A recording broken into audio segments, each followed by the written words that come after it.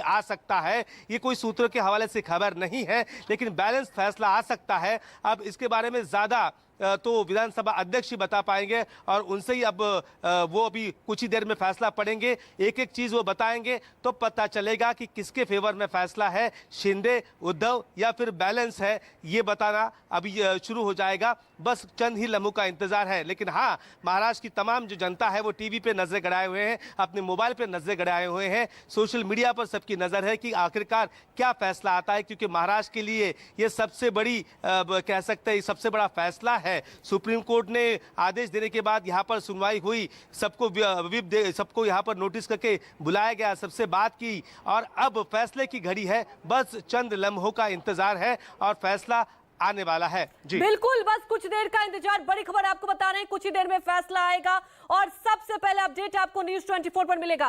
प्रभाकर जी, सबसे बड़ी बात यह है कि जैसा कि अभी कहा विनोद ने कि देखिए हो सकता है कि बैलेंस फैसला भी आए, क्योंकि एक बयान जो बोला है विधानसभा अध्यक्ष ने कि ऐसा फैसला आएगा जो बेंचमार्क होगा। और ये देखिए महाराष्ट्र की सियासत ही नहीं, पूरे देश के लिए एक बेंचमार्क और एक एग्जाम्पल के तौर पर कई बार दल विरोधी ऐसे कानून देखा गया, लेकिन महाराष्ट्र में ये शिवसेना गुट में जो हुआ है अपने आप में एक अलग एग्जाम्पल है।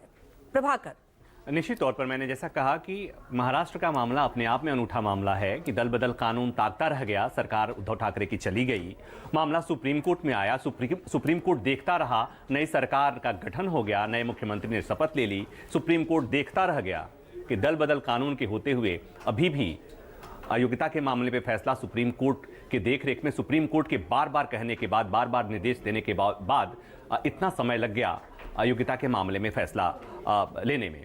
तो जो आपका एक सवाल था कि इसका तात्कालिक असर ये होने वाला है कि मान लीजिए, हालांकि इस मानने पर भी लोगों की आपत्ति हो सकती है, लेकिन चूंकि फैसला आना है तो जिन 16 विधायकों की अयोग्यता पे फैसला आना है, मान लीजिए थोड़े समय के लिए मान लीजिए कि अगर अयोग्यता का फैसला ऐसा आता है कि ये जो विधायक एकनाथ शिंदे और के साथ जो 15 विधायक हैं, कुल 16 विधायकों का जो फैसला आना है, क्योंकि एकनाथ शिंदे भी इसमें शामिल हैं, तो अगर नकारात्मक फैसला आता है यानी कि ये अयोग्य ठहराए जाते हैं, तो क्या असर होगा? मुख्यमंत्री हैं एकनाथ शिंदे, मुख्यमंत्री की कुर्सी जाएगी क्या?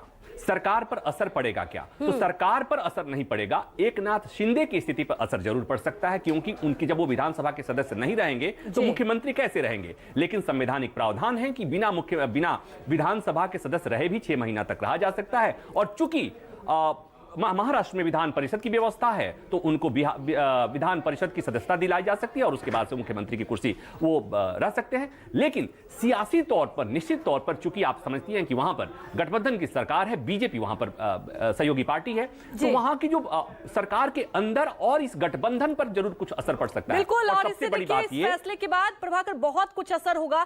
कुछ ही देर में फैसला आ जाएगा। मातोश्री से सीधे राहुल पांची भी हमारे साथ लाइव जुड़ चुके हैं। राहुल, आप मातोश्री के बाहर मौजूद हैं, वहां पर आप ये बताएं क्या हलचल, क्योंकि कुछ ही देर में फैसला आ जाएगा और महाराष्ट्र की सियासत के लिहाज से आज बहुत बड़ा दिन है।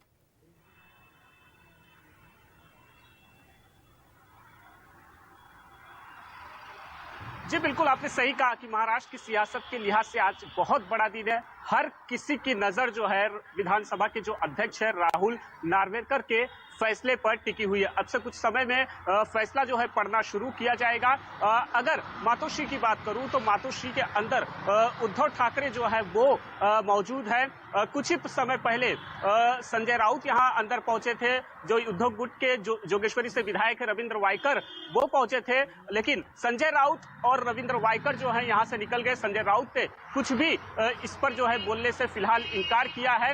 हो सकता है फैसला आने के बाद उद्धव ठाकरे जो है एक बार फिर मीडिया से बातचीत करेंगे और उस फैसले पर अपनी जो है प्रतिक्रिया जो है वो देंगे। रही बात उद्धव ठाकरे की, शिवसेना उद्धव गुट की, तो उन्हें जिस तरह से मुख्यमंत्री एकनाथ शिंदे और राहुल नार्वेकर के बीच मुलाकात हुई थी, तब से ही उद्धव ठाकरे गुट जो है लगातार सवाल उठा रहा है इस मुलाकात को लेकर। सुप्रीम कोर्ट में भी हलफनामा दायर करके संज्ञान में अदालत के लाया गया है कि किस तरह से फैसले से महज 2 से 3 दिनों के। बिल्कुल राहुल, आप हमारे साथ बने रहिए, विनोद आप भी हमारे साथ बने रहिए, लगातार इस खबर पर हम नजर बनाए रखेंगे। फिलहाल रुकते एक छोटे से ब्रेक के लिए, जल्द हाजिर होंगे।